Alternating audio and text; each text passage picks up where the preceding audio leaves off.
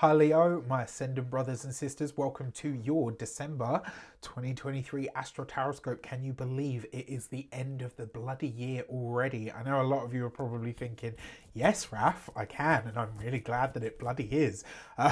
With that said, remember these are for your sun, moon and ascendant sign, although I will say to you, if you're only going to watch one of these, make sure it's your ascendant. It's going to be probably going to be the most accurate for you on that day-to-day level. With that said, remember they're general readings. Not everything's going to resonate with everybody. That is just fine. You should always use your own discernment. Before we start, as always, I would like to bless my decks of cards with all forms of love, light, peace, prosperity and abundance, and I pray that the messages that come through are ultimately clear and concise. They help you on your path to your highest vibrational good. So let me pop these to the side. As you can see, another little change for you. Very, very excited to have my Astro wheel. All right, so the first transit that I want to look at for us is on the 3rd of December. Venus is going to come into a square with Pluto, right? So Venus is here in Libra. It's going to square Pluto in the sign of Capricorn. This is between your 3rd house and your 6th house, right? So this is, Venus is in her own sign in that 3rd house of communications. She's definitely giving you what I like to call like the gift of the gab, but it's not so much like you're just able to chat about things. This gives you a charisma and a warmth. It really helps you get your words across well so that people are really buying into what you're selling, right? It's very good for sales, commercial activities. Those things are all 3rd house stuff, which is one of the reasons Rafi's been putting out all sorts of wonderful things for you to have a look at, to watch, to purchase, and all of that good stuff. But it's more than that, right? There's a square to Pluto. Pluto in the sign of Capricorn at the final degrees of Capricorn, getting ready to leave Capricorn again. It's going to dip back in for like 2 months ish next year, but then that's it, right? So we're gearing up for this shift of Pluto into Aquarius. So when it's working through these final degrees of Capricorn, which for you is your 6th house of health and vitality, yeah, right. As many of you know, I've been sick as a dog for the longest time. So, you know, for me, like, this is just seeing it play out in such a succinct and sort of precise way is kind of incredible, and also like a little bit alarming, but in the best way. This is a power struggle though, right? Venus, this is because obviously we've got your communications, and it is also your 3rd house is your daily work in terms of like your commute, how you're communicating with people, who you're communicating on a daily basis, your siblings, neighbors, etc. And the 6th house is your daily grind, right? So Pluto, the lord of death, intensity, transformation and secrecy. There is a potent energy here of power struggles, right? This is 2 planets at the final degrees of the signs that they're in. Venus obviously is stronger here because she's A, in the superior position to Pluto, and B, she's in her own sign, right? So she's got more power here. Interestingly enough, at this moment as well, the moon will be in your own sign at 27 degrees.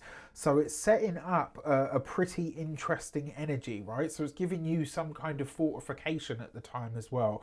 It really suggests to me that you have like a deep emotional sense of self at this moment in time. And it's fortifying you to stand your ground on some kind of matter. Now, remember as well, Venus for you rules the 3rd house and the 10th house of your social status, etc. And Pluto rules for you the 4th house of home and family. It could be a challenge or a power struggle as well in some way that shows up in your work or potentially through the family. And it's like, you are stronger here, right? And I don't see you backing down, whatever the case might be. For this, you have the Ace of Cups. Love that. With the 3 of Pentacles. Okay. And the Fool card. So for some of you, you might actually decide that this is a time for you to up level or upskill. Some of you might actually take this and kind of, maybe you have a conversation or a situation arise with work where you think to yourself, you know what, I'm not, because the thing about square energy, squares provide you with enough friction to get you really pissed off to say, right, I'm not having that experience ever again. Because you've got the Ace of Cups with the 3 of Pentacles, that's some kind of learning or study that you're really happy about or feels very aligned for you. Then you've got this with the Fool card. So this could come either out of the blue, or it could be a work connection of some sort that you don't expect. Maybe there's a conversation that you have with somebody through your work, maybe with a boss, maybe there's a superior or a power struggle, and you think, you know what, there is no way to beat you in this situation because Pluto's involved. We're never in control. Whenever Pluto's involved, the matter is out of your hands, right? You just have to kind of go with it. But because of this connection, I almost feel like you kind of look at maybe your boss, a superior, somebody that's got some kind of power over you, and you kind of say to yourself, you know what, I can't beat you in this situation, so I'm just going to go above you. And then you decide, right, I'm going to get educated, I'm going to take a course, I'm going to study something new, I'm going to do whatever I have to do, whatever it takes of me in order to move forward. And that Fool card suggests that the opportunity is absolutely there available for you. Now, on the 5th of the month, Venus is going to move into, well, she won't move there, she'll move to here first. Venus is going to move into your 4th house of home, family, property, real estate, in the sign of Scorpio, right? So I know for a fact personally, I'm a Leo rising, but I know a lot of Leos have had problems or issues to do with the family, the home, the living situation. The lady of pleasure and luxury and enjoyment and pleasure and diplomacy and harmony comes into your 4th house. So first of all, she's putting a soothing balm on whatever is going on or has been going on within the familial, within the familial ties or within the home. Second, Venus brings harmony, diplomacy. She eases things up and she brings a sweetness wherever she goes. So this is really nice. It's probably going to be very welcome for a lot of you. It's been a while since you've had this, and obviously because of the way that the eclipses have happened, this is the first time Venus has moved into your 4th house in the last 2 years, I would say, that you haven't had an eclipse in this space. So you're actually getting to enjoy this Venus in the 4th in some way, shape or form, which is nice. Now, interestingly enough, Venus does move into what we call her Fool here, right? But at the same time, I actually still think this would be very great for a lot of you. It's also healing and soothing, right? And so it's bringing this into this 4th house area. So your deepest emotions, your relationships with your parents, your roots, your heritage are starting to feel that much lighter and that much brighter. Venus comes along to make it nice, tidy, relaxing for you. Interestingly enough as well, I don't know about anybody else, but if you're feeling that sort of push or that need to start really getting the winter clean underway, I've already done mine. I had to. It was getting to the point where I was like, okay, I need to do the house cleanse. I mean, I do them all the time, but I do what I like to call quarter cleans, right? So I do a spring clean, I'll do an equinox clean, then I'll do another one, right? And I do them at the 4, where you really do like the deep clean of everything, right? You pull everything out, clean behind, all of that stuff. This might actually trigger that for you because Venus likes things to be clean and tidy. So even though she's not in her best sign, she is immediately coming into a trine energy with Saturn in the sign of Pisces, which for you is your 8th house. Other people's money, big money, joint finances, all of that stuff, taxes, death, inheritance, sex, sensuality. If there have been worries or challenges around money to do with the home or the family, or maybe even financial issues around things to do with the family, maybe there's been a lot of talk about an inheritance or, fights that break out over those kinds of things. I've never understood that. I've never understood, it don't matter who gets what. The person that's died is not fucking coming back. You're not bringing them back. So you can fight over what's left or what you've been left or who got more or whatever. I've never understood any of that crap. It just, it's not going to bring the person that you love back. So who gives a shit who gets what, right? What difference does it make? Somebody has left the world. Sorry, I get really, really passionate about that because it's, anyway. So there's that. This will also, and because Saturn and Venus are speaking, they're communicating in a harmonious energy. I actually like that because he's adding a steadying force to Venus, right? Saturn is steadying Venus's energy because she's in a sign that she doesn't necessarily do so great in. There's a nice grand Earth trine in the background as well, which suggests either a financial offer that's going to be linked to the home, or that could be very nice or very supportive comes in for you around this time as well, or as a result of this. So for this, you've got the King of Wands, you got the Strength card. Look at that. All right, so the King of Wands, usually a fire sign male, but can be just a Leo, a fire sign person. Aries, Leo, Sagittarius, you've got this right next to the Strength card. So whether you're a man Leo, woman Leo, person Leo, however you identify, this suggests that you come up as yourself, right? So whatever's happening around this time of the 5th of the month, you will be feeling a lot stronger within yourself in some regard, which I absolutely love. Now, you've got these cards here with the Lovers card. This is you having the strength and the courage to make a decision regardless of who thinks what, right? This is you kind of standing for yourself. And the King of Wands, very much about visibility. So whatever you're doing at this time, it may be that you're embarking on a goal or a mission of some sort that maybe you know is going to get some kind of backlash or flack. And you're just like, you know what, I don't give a shit. This is what I want to do. This is what I'm doing. And the opportunity to do it is absolutely there. For those of you that are looking, for those of you that are single, you could be connecting to a fellow Leo. I think Leo as well is one of the few signs that can date themselves.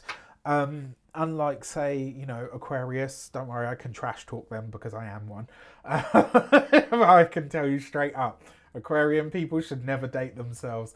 All right, so the next transit we want to look at is Mercury, the Lord of communication, haste and speed, and money, finances, transactions and trade, commerce, communications, thoughts, the mind, is in the 6th house, and it's going to go retrograde in that 6th house. It will come back into the sign of Sagittarius, into your 5th house, which is, so your 6th house is your day-to-day routines, your habits, your daily grind, what you do on a daily basis, your routines, your rituals, how those things maintain the things that you want to keep and how they maybe work against you, right? So at this time, I think a lot of you, you know, before we even get to New Year's resolutions, etc., I think a lot of you are going to start really thinking here about your diet, about your exercise regime, how you look after yourself, how you maintain your own physical health and vitality. For some of you, you could be going back to some kind of health regimen. And it's weird because, you know, obviously usually people wait until the end of the month, but I don't think that you're doing this. I think you're going to be already sort of in the swing of it before the new year even comes for a lot of you. Now, before we get into that, I do want to say your life path readings are up and out there for your viewing pleasure. The universal 8-year that is 2024 has its very own overview. You can check that out. All of that content, the life paths, how to calculate your life path, how to calculate your personal year, plus the personal year videos, those are all out there. They are totally free on my channel. If you would like to get your year ahead Astro-Tarotscope for your sign, for your sun, your moon, or your ascendant sign, or all three, you can get those on the link in the description box below. They're $7.99 a piece this year, or you can get the bundle for $49.99. On top of that, this year I created something. I love doing the year ahead stuff, but I want to start helping people transcend the stuff that comes up, to sidestep the challenges, to lean into the blessings. And so this year I created the New Year, New Frequency. If you've taken any of my energy work sessions with me, if you've always wanted to, but maybe the price point wasn't for you, I've created a short, sharp, focused energy work session, right? So it's a mini course. Take you no more than 3 or 4 days if you really dedicate your time to it. There's a whole bunch of stuff in there that is really going to help you excel and smash 2024. And it's important that you do, because 2024 is a very, very important year, right? If you want to find out why, check out the overview video. That will tell you all about what 2024 is going to be about for the world at large. And then you can get your New Year, New Frequency. I think there may be, literally at this point that I'm filming this, there's like a handful, and I mean like a handful, no more than 4 or 5 discount codes that are left, because I put a limit on those and they've sold. So I'm very, very proud and very chuffed. This is probably one of the things that I'm most proud of for creating. And I've created a lot of things in my time, as many of you know. So yeah, anyway, thank you for allowing me to sell you things from time to time. This is, after all, my business. So your cards for the Mercury retrograde, you've got the Four of Cups. So you really are thinking very deeply here, and you're thinking very deeply at an emotional level.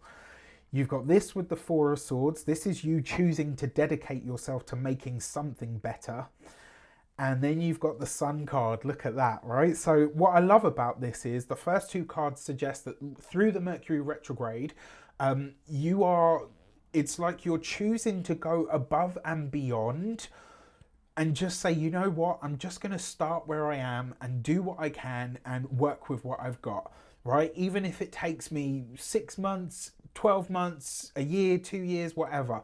And it's like, before you even see any results, before you even kind of figure, you know, how long this is actually going to take me, you're dedicating yourself to something, right? And as soon as you start to do that and you start to work towards it, the Sun card comes in and says, right, okay, this is like the universe's way of saying, I see what you're working with.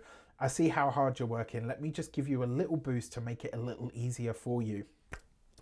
Old workout routines, old diets, right? Things that you've enjoyed, all of that stuff coming up. And then when Mercury moves back into Sagittarius, the 5th house of pleasure, joy, romance, you have a lot to do with this house, or a lot in common with this house. It comes back into the place of old lovers, old partners, right? Mercury's retrograde, it's bringing things back. So if you're single, this could be old lovers, old partners, maybe old colleagues, people that you worked with. Old collaborators could be coming in for you at this time as well. I really love this for all of the above. Now, if you're partnered, this could just be you and your partner getting the spark back in the old love life, right? You could be getting that pleasure back. And for some of you, you could be reconnecting with somebody like in the weirdest places, like in the gym, maybe like in your you know, at the supermarket, like just somewhere that's like what you would consider a really sort of mundane space. So really, really love that for you. Now, finally, that's on the 14th of the month. On the 27th of the month, Mars comes into a conjunction with Mercury, and those are going to square Neptune in Pisces, right? And at the time, interestingly enough, there's going to be a full moon in the sign of Cancer. So there's a lot going on at this time. And I have said to all of the signs, this one has the potential to be, it's going to boil over for a lot of people, right? Mars coming in, Mars is action, energy, passion, excitation, irritation, frustration, anger, right? Coming into, you know, conjunction with Mercury, which is retrograde. This is all in the sign of Sagittarius. Mars for you is the 9th house and the 4th house. So this means that there's possibly an issue around the home life or home and family. Maybe with teachers or authority figures within your family, maybe even grandparents as well. That's possible. I hope it's not, but you know, it's possible. It could also be that some kind of news from overseas or even potentially around a legal matter gets a little bit blurry, right? I feel like for a lot of you as well, because Mercury rules your 2nd house of money and finances and your 11th house of benefactors, I almost feel like some kind of blessing or boon of some sort comes in for you, and it's like someone tries to overshadow it. Like it's like someone just tries to piss on your fireworks. And you know, excuse the terminology, it's a bit grim, but Neptune is water, so it's like someone tries to piss on your fireworks, someone tries to rain on your parade. All of those things come to mind when I see this, because it's like you might be feeling really overjoyed and elated with something, and it's like not in it, like, and you almost know as well, like it's not perfect, but you know what, this makes me really happy. And through some kind of jealousy or spite, or maybe even, you know, because they've never really wished you well, somebody could, you know, it's very rare that we have experiences in our life that are truly unfair. And I gotta say, when I looked at this transit specifically for the Leos, it did feel like that. And the reason being is because you've got that full moon going on in the 12th house at the same time, it does feel like that full moon, a spotlight, is revealing 12th house, a hidden enemy, or somebody's true intentions, where they don't actually mean as well for you as they've pretended to, or you find out that they've, trash talked you, or whatever the case might be. This is where you kind of find out about it, and it has you kind of step back and say, you know what, I see you for who you are, I see you for what you are, fuck yeah, I'm done. Do you know what I mean? Like, just, I'm really not interested. Now, you got the Three of Swords. It's Mercury conjunct Mars in the 5th house. You are a very passionate being, Leo. And that Three of Swords suggests that there may be a deal breaker of some sort. You got this with the Hierophant card with an authority figure of some kind, and then the Temperance card. What's interesting is these two cards are two halves of a whole in essence. And for some of you, this might actually be the breaking away of what's the word that I'm looking for? Like something of a religious or a spiritual nature. You might now sort of say to yourself, you know what? I once believed this, but I don't believe it anymore. And this could be something that you believed about a person, that they always had your back, that they were a good person, whatever the case might be. And this could be a deal breaker. And that Three of Swords with the Hierophant is like the way you cut this person down to size or cut them off is going to be in like stellar fashion. Like, people are going to look at you and be like, rah, you know what? Like, Leos are really kind-hearted until they're not, right? Listen, don't ever underestimate the sun, boo, right? Because the sun will burn your shit to a cinder, quite frankly, right? People die out here in the desert every fucking day.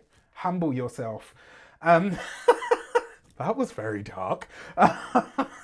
But you kind of get my point, right? Okay, so for your moons, you will have the new moon in Sagittarius on the 12th of the month. That for you happens in your 5th house. Pleasure, romance, joy, your connection to your own inner child. If you've got children, this is the house of your children. This could be a fresh start or a new beginning with your children in some way, shape or form. I actually feel for a lot of you, if you've had problems or issues with your kids, this could be a time where the new moon sort of, it shifts that. And that Mercury retrograde that comes back into this, it's like by changing something in your routine in that Capricorn space, you kind of not just take the power back from your kids, but you kind of put them in their place to say, listen, I'm the parent here, not the other way round. And whether you love it or loathe it, I'm here to protect you and put you on a right path. So get your ish together, okay? For this, you have the gate 4 and answer. Simple. Put the question to the universe. When it comes to your creative ideas and endeavors, if there's something that's arisen for you or something that you're really interested in doing, ask the question of the universe and just wait for the answer. That's really as best you can do, right? Okay, and then finally, for your full moon, which will be here in your 12th house, Sun will be in Capricorn at that time. You have, so 12th house full moon, 12th house is hidden enemies, people that don't wish you well. It's also your own self-sabotaging tendencies and nature. So this could be you really getting clear on your own stuff, but it could also be the revelation of somebody who has either worked against you or just doesn't wish you as well as they pretend to. There's something that's going to come to light around this full moon, especially because of the aspect that I was talking about with the Mars conjunct Mercury, you know, squaring Neptune in Pisces. I think you're going to see it, and when you do, you're going to be like, right, okay, now I will course correct and let me show you how. For this, you've got the gate 10 and empower. The way to empower others is by empowering yourself, and this full moon is potent, right? It's in the 12th house for you. It will see you deeply reflective. Interestingly enough, look at the figure in the card. They're actually looking at the moon, right? So that for me kind of tells me everything I need to know. The energy of this card really is about dropping the self-illusory tendencies to see what and who you really are made of, and then ultimately presenting that to the world unashamed and unabashed. All right, with that said, whatever you do or don't celebrate, whether it's Yule like myself, Kwanzaa, Hanukkah or Christmas, from my heart to yours, thank you so much for all of your support throughout 2023 and beyond. It really does mean the absolute world to me. I'm so very grateful for each and every one of you. Have a wonderful holiday season. Take care of yourself and your loved ones, and I will see you in the new year for lots more goodies. Take care, and I'll see you soon.